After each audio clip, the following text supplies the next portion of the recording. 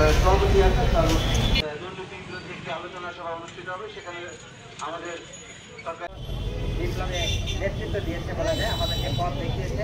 আমরা আশা করবো তরুণ জানাচ্ছি এবং এবার তরুণ সমাজকে লক্ষ্য করে দুর্নীতি বিরোধী দিবসের প্রতিপাদ্য নির্ধারণ দায়িত্ব পালন করতে আমি তাকে তদন্ত রাখার জন্য সচিব হিসাবে অবস্থানে নিয়েছেন। তিনি বিভাগীয় কমিশনার ছিলেন এবং দুর্নীতি একেবারে দমন করা যাবে সেটাও, কিন্তু একটা নির্বাচন তাহলে আমাদের যে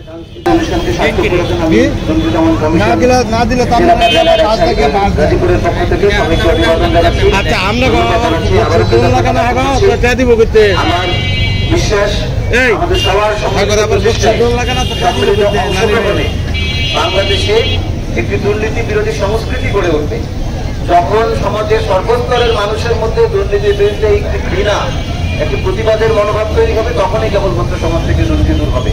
এর আগে এই সমাজ থেকে দুর্নীতি দূর হবে না। এই জন্য আমাদের সবার সর্বস্তরের মানুষের, সব শ্রেণী পেশার মানুষের সক্রিয় অংশগ্রহণ প্রয়োজন দুর্নীতির বিরুদ্ধে এই যুদ্ধে। আমরা সেই যুদ্ধে আপনাদের সবাইকে পাশে পাবো এই আশাবাদ ব্যক্ত করছি। এই মানববন্ধনের পর আমাদের জেলা প্রশাসকের কার্যালয়ের বাহন সম্মেলন কক্ষে দুর্নীতি বিরোধী একটি আলোচনা সভা অনুষ্ঠিত হবে। সেখানে আমাদের সরকারি বেসরকারি কর্মকর্তা এবং অন্যান্য সদস্যবৃন্দকে অংশগ্রহণের বিরুদ্ধে অনুরোধ করছি এবং সবার সুস্বাস্থ্য দীর্ঘ কামনা করে আমার